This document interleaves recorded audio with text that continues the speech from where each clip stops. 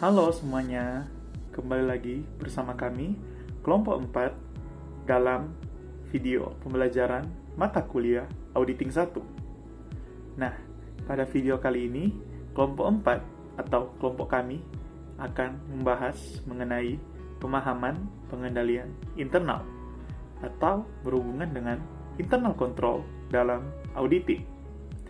Tetapi, sebelum masuk ke dalam video pembelajaran, alangkah baiknya agar kita saling tahu satu sama lain terlebih dahulu.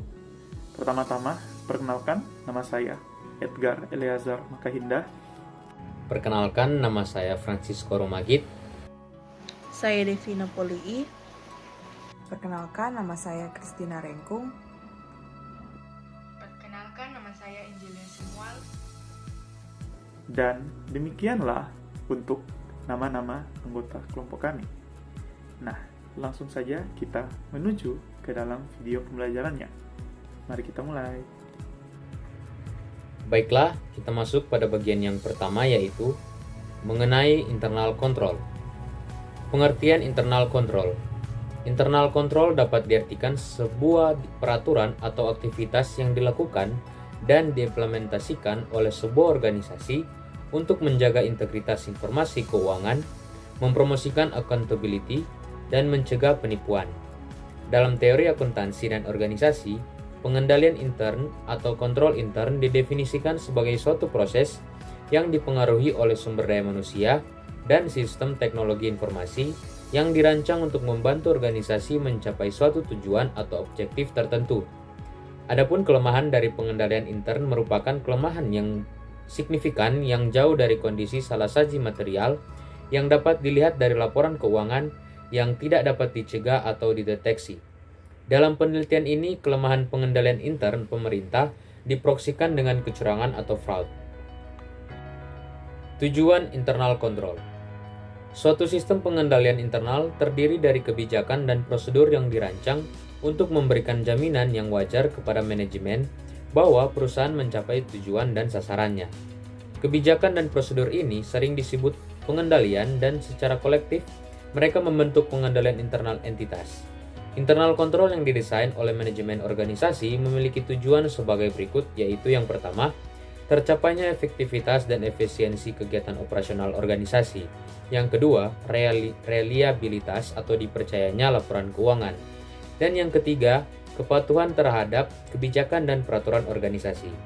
Manajemen biasanya memanfaatkan tiga tujuan luas ini dalam merancang sistem pengendalian internal yang efektif. Berikut adalah penjelasan dari tiga tujuan internal control. Pertama, kendalaan pelaporan. Tujuan ini berkaitan dengan pelaporan keuangan internal dan eksternal serta pelaporan non-keuangan. Namun, dalam bab ini kami memfokuskan diskusi kami pada kendalaan pelaporan keuangan eksternal. Manajemen bertanggung jawab untuk menyiapkan laporan keuangan untuk investor, kreditur, dan pengguna lainnya.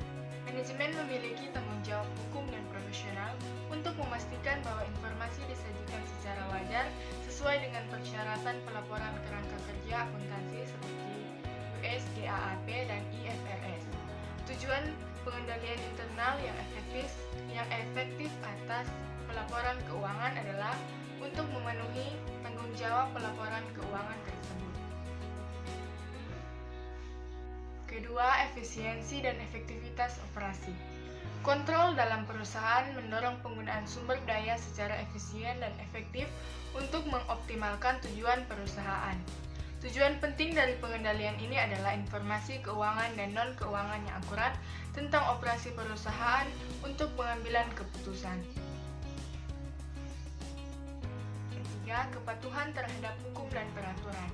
Bagian 404 mewajibkan manajemen semua perusahaan publik untuk mengeluarkan laporan tentang efektivitas operasi pengendalian internal atas pelaporan keuangan. Selain ketentuan hukum pasal 404, organisasi publik, non-publik, dan nirlaba diharuskan mengikuti banyak undang-undang dan peraturan. Beberapa berhubungan dengan akuntansi hanya secara tidak langsung seperti hukum perlindungan lingkungan dan hak-hak sipil. Lainnya terkait erat dengan akuntansi seperti peraturan pajak penghasilan dan ketentuan hukum anti penipuan. Manajemen merancang sistem pengendalian internal untuk mencapai ketiga tujuan tersebut. Fokus auditor baik dalam audit atas laporan keuangan maupun audit atas pengendalian internal adalah pada pengendalian atas keandalan pelaporan keuangan ditambah pengendalian atas operasi dan kepatuhan terhadap peraturan perundang-undangan yang secara material dapat mempengaruhi pelaporan keuangan. Materi selanjutnya yaitu C. Prinsip-prinsip internal control. Yang pertama yaitu manajemen responsibility, di mana semua proses dari internal control system itu ditanggung jawab oleh seorang manajemen. Yang kedua yaitu method of data processing, di mana internal control system harus dapat mencapai tujuannya apapun metode pemrosesan data yang digunakan. Selanjutnya yaitu limitation, di mana internal control system ini memiliki beberapa hambatan terhadap efektivitasnya seperti terjadinya error, penggantian kondisi, dan kebijakan oleh manajemen. Selanjutnya yaitu reasonable assurance, di mana internal control system ini dapat memberikan reasonable assurance yang artinya harga untuk mencapai tujuan itu tidak lebih besar dari benefitnya. Pembahasan materi selanjutnya yaitu D. Aktivitas dari internal control. Yang pertama yaitu segregation of duties, artinya membagikan pekerjaan ke orang yang berbeda untuk mencegah kejadian error dan meminimal aktivitas yang tidak kompatibel. Yang kedua yaitu physical control, artinya menjaga peralatan, persediaan atau uang secara langsung, contohnya menggunakan kunci atau brankas untuk menjaganya. Selanjutnya yaitu adalah reconciliation, artinya transaksi dicatat atau diatur oleh lebih dari dua orang yang berbeda sehingga dapat dibandingkan untuk menjaga detail transaksi yang akurat dan benar.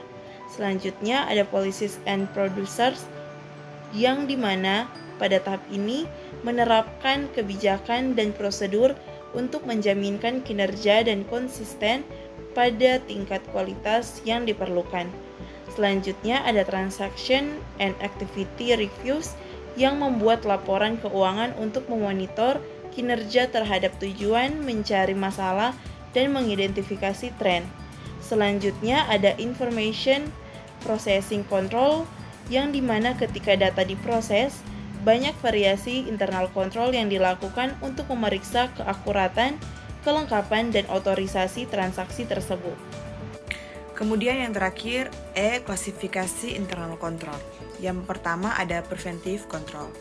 Ini tujuannya untuk mencegah kesalahan dalam dokumentasi dan authorization.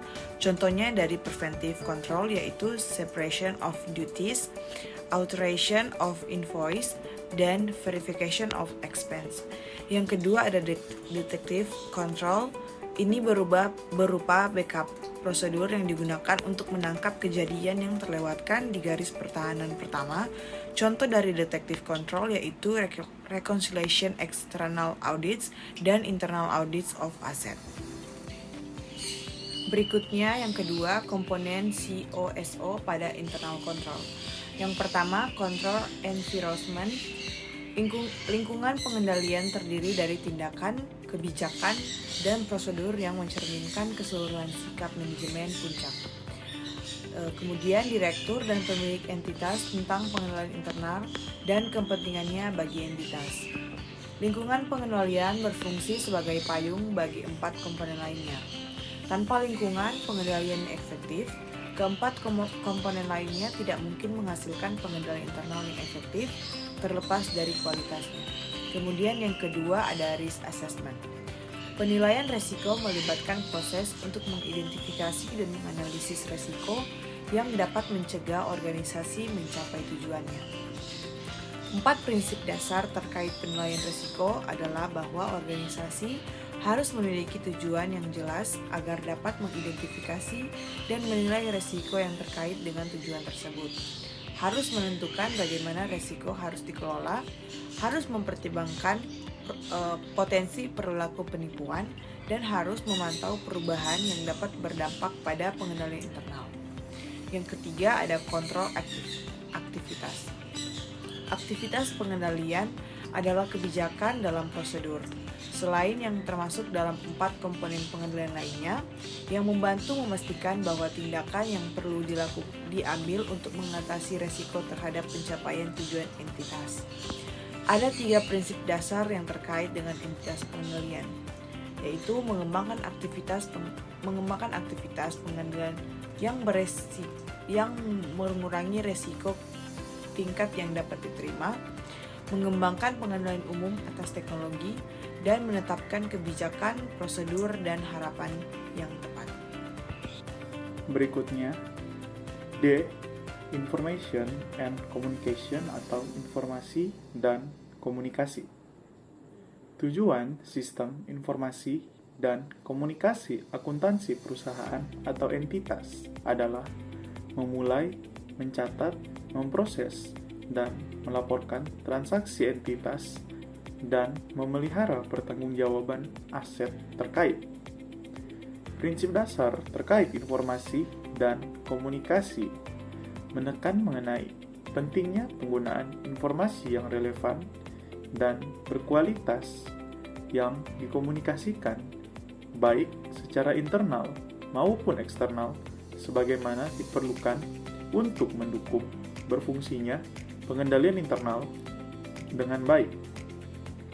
Dalam hal ini, informasi juga berguna untuk mengukur standar eksternal yang dibutuhkan dari pihak luar perusahaan, melibatkan pemahaman tentang tanggung jawab dan peran individu yang berhubungan dengan COSO internal control, berperan sebagai sarana diseminasi unit dalam organisasi baik dari bawah ke atas, sebaliknya, maupun lintas unit. E. Monitoring atau pemantauan. Kegiatan monitoring merupakan kegiatan untuk menilai kinerja internal control dari suatu organisasi. Kegiatan ini bertujuan untuk meminimalisir berbagai kekurangan atau mencegah potensi kegagalan dan fraud atau kecurangan di dalam perusahaan. Di saat yang sama, monitoring juga berguna untuk menemukan berbagai keunggulan dari perusahaan yang di kemudian hari bisa lebih ditingkatkan. Selain itu, kegiatan ini berguna untuk memastikan masing-masing komponen telah berjalan sebagaimana mestinya.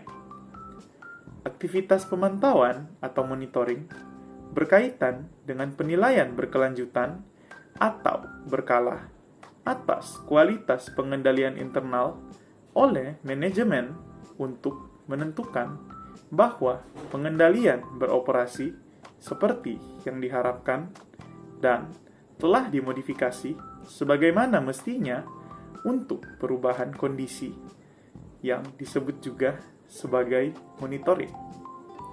Prinsip dasar yang terkait dengan pemantauan termasuk melakukan evaluasi berkala dan mengkomunikasikan setiap kekurangan yang teridentifikasi kepada pihak yang tepat dan yang bertanggung jawab untuk mengambil tindakan dalam hal memperbaiki kekurangan tersebut. Nah, demikianlah untuk video pembelajaran yang telah kami tampilkan dan telah kami buat bersama-sama. Bagaimana video pembelajarannya? Apakah menarik? Apakah membantu? Nah, jika membantu, kami merasa sangat bersyukur apabila video ini dapat berguna untuk teman-teman ke depannya. Dan mohon maaf apabila masih ada salah-salah kata, salah penyajian materi, dan kesalahan dalam bentuk apapun, mohon dimaafkan. Saya Edgar mewakili kelompok 4, mohon undur diri. Terima kasih telah menonton video ini. Bye-bye.